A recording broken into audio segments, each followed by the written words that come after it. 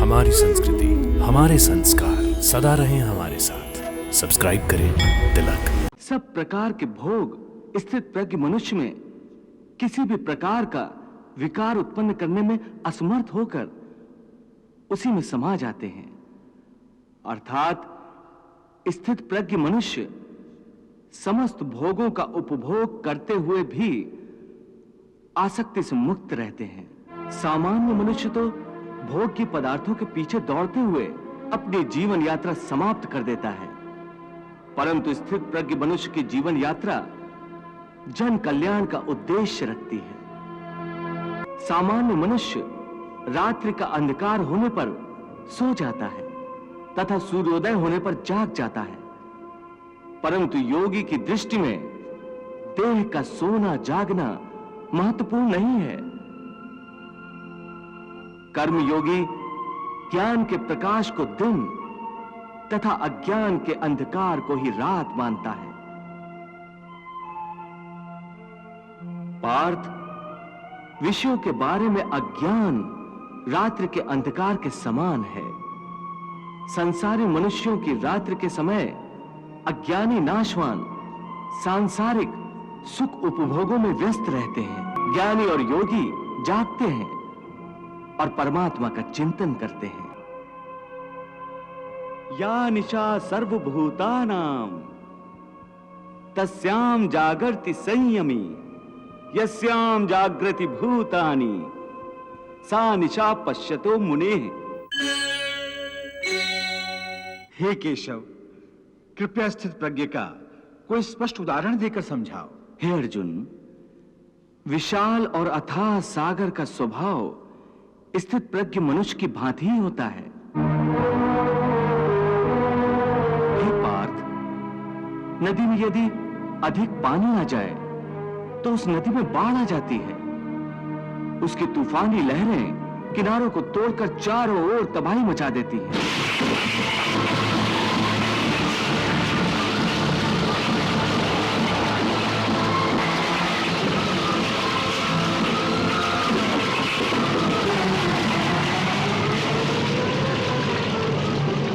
यह हाल एक क्षुद्र मन वाले व्यक्ति का होता है। थोड़ा सा धन, थोड़ी सी सफलता उसे हजम नहीं होती और धन और सफलता के नशे में चूर वो मर्यादाएं तोड़कर एक ओछे इंसान की तरह हरकतें करने लगता है।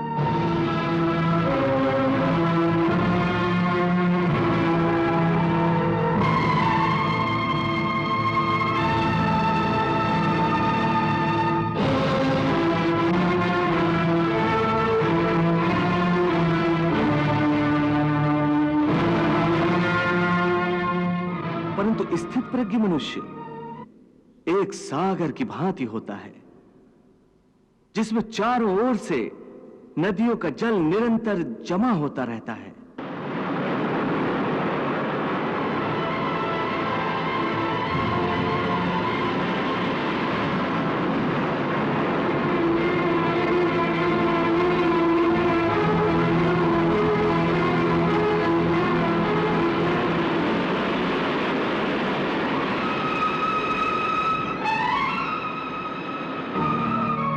परंतु सागर उसी प्रकार शांत रहता है। नदियों का जल उसकी गहराई में गुम हो जाता है और सागर कभी अपने किनारे नहीं तोड़ता।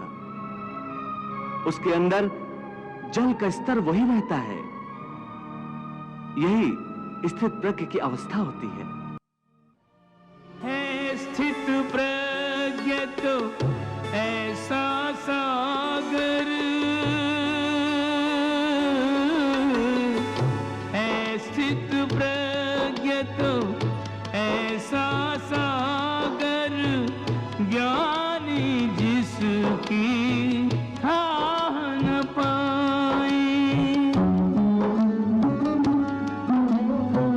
सारे भोग उसी में डूबे, उसको भोग डुबो नहीं पाए। काम को वो निष्काम करे और से मुख नहीं मोड़े रे। हर नदिया अपना जल लेकर सिंधु से नाता जोड़े रे। सागर सबको निज में समोले, निज सीमा नहीं तोड़े रे। होके विपुल जल राशि का स्वामी, मर्यादा नहीं छोड़े रे।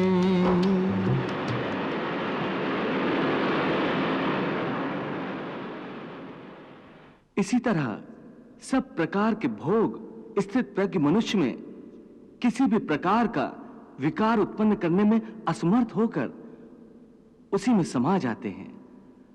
अर्थात स्थित प्रज्ञ मनुष्य समस्त भोगों का उपभोग करते हुए भी आसक्ति से मुक्त रहते हैं। पार्थ, ऐसे स्थित प्रज्ञ को परम शांति प्राप्त होती है। ऐसे स्थित प्रज्ञ मनुष्य ही जगत का कल्याण करते हैं, लोक कल्याण करते हैं। सामान्य मनुष्य तो भोग के पदार्थों के पीछे दौड़ते हुए अपनी जीवन यात्रा समाप्त कर देता है, परंतु स्थित प्रज्ञ मनुष्य की जीवन यात्रा जन कल्याण का उद्देश्य रखती है।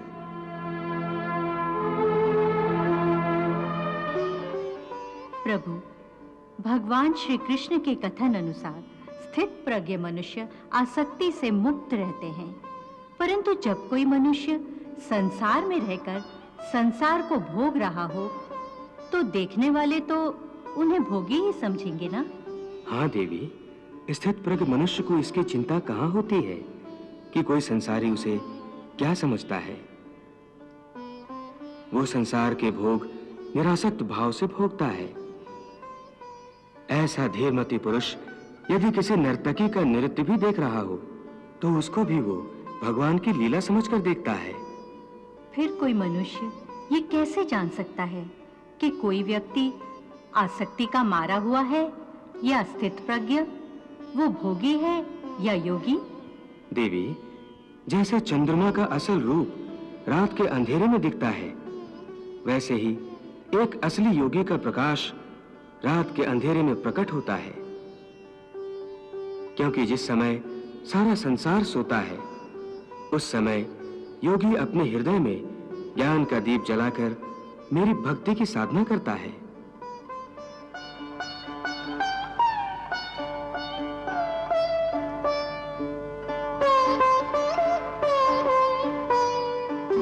पार्थ, सामान्य मनुष्य रात्रि का अंधकार होने पर सो जाता है तथा सूर्योदय होने पर जाग जाता है, परंतु योगी की दृष्टि में देह का सोना जागना महत्वपूर्ण नहीं है।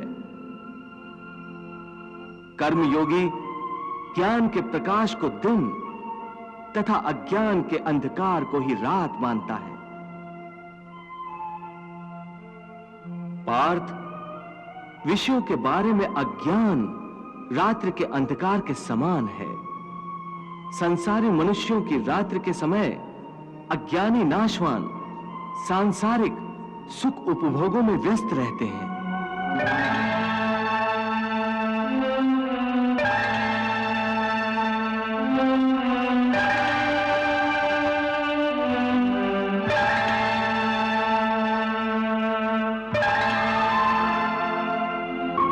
ज्ञानी और योगी जागते हैं और परमात्मा का चिंतन करते हैं। या निशा सर्वभूतानां तस्याम जागर्ति संयमी, यस्याम जागृति भूतानि सा निशा पश्यतो मुनेः। सबके लिए जो रात जिसे संसारी नींद में सो के गंवाए,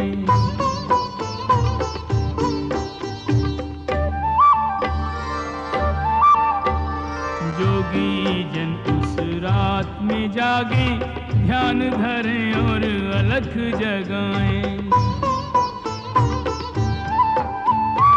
एक ही रात को भोगी जोगी, एक ही रात को भोगी जोगी अपने अपने ढंग से बिताएं। एक ही रात को भोगी जोगी अपने अपने ढंग से बिताएं। भोगी सोए जोगी जागे, भोगी खोए जोगी पाए। भोगी सोए जोगी जागे, भोगी खोए जोगी पाए। हे केशव, जैसा कि तुम कह रहे हो, ज्ञान योग कर्म योग से श्रेष्ठ है, तो फिर तुम मुझे कर्म करने और युद्ध करने का उपदेश क्यों दे रहे हो? मुझे संहार करने की प्रेरणा क्यों दे रहे हो? पार्थ, मैंने ये तो नहीं कहा कि ज्ञान योग कर्म योग से श्रेष्ठ है। मेरे कहने का अर्थ ये नहीं था। तुम्हें धोखा हुआ है। हे पार्थ, जैसे साधारण दृष्टि से देखने पर एक नगर में दो आने वाले रास्ते हों, एक पूरब से आ रहा हो, दूसरा दक्षिण से आ रहा हो,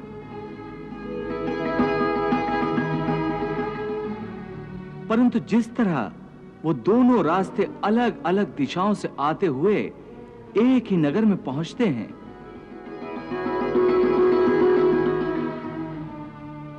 उसी तरह ज्ञान योग और कर्म योग दो अलग अलग साधन हैं, परंतु उनका लक्ष्य एक ही है।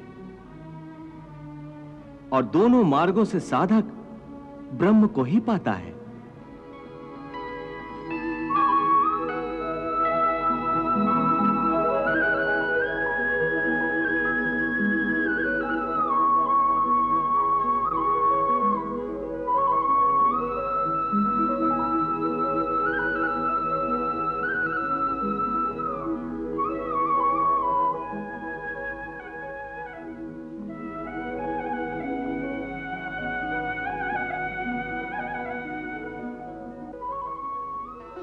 इसलिए दोनों योग उत्तम है, परंतु ज्ञान पर आधारित सांख्य योग की साधना कठिन है।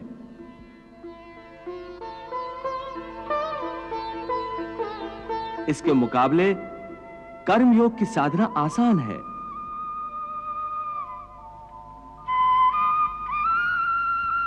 हे अर्जुन, मैंने पूर्व काल में भी इस लोक में रहने वालों के लिए दो प्रकार की निष्ठा कही थी, ज्ञानियों के लिए अथवा सन्यासियों के लिए ज्ञान योग की,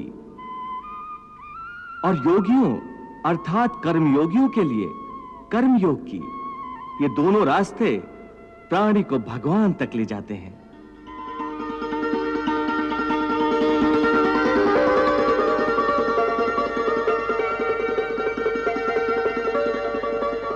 लोके अस्मिन् द्विविधा निष्ठा पुरा प्रोक्ता मया नघ, ज्ञान योगेन सांख्यानाम कर्म योगेन योगिनाम। और निष्पाप मैंने सांख्य योग कर्म योग दो प्रकार निष्ठा इस लोक में बताई है।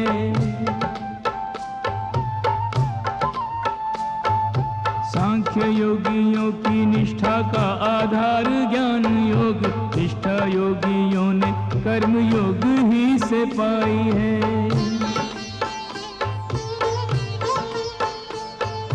कर्म बिन किए निष्कर्म दाना पाए नर, कर्म काटने को विधि कर्म की बनाई है।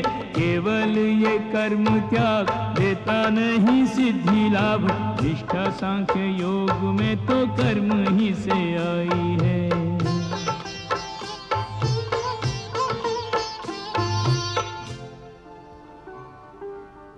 हे महादेव, प्रभु ये बता रहे हैं कि संन्यास योग हो या कर्म योग हो, दोनों ही परिस्थितियों में प्राणी कर्म से छूट नहीं सकता। फिर कोई योगी निष्कर्मता की अवस्था को कैसे पा सकता है? देवी, जब प्राणी अपने समस्त कर्मों को निष्काम भाव के द्वारा मुझ ईश्वर को समर्पित कर देता है, तो ऐसे कर्मों से कोई फल उत्पन्न नहीं होता। इस प्रकार वो प्राणी अपने सारे कर्म ईश्वर को समर्पित करके ईश्वर में लीन होकर स्वयं निष्कर्म हो जाता है। इस ब्रह्मलीन अवस्था का नाम निष्कर्मता है।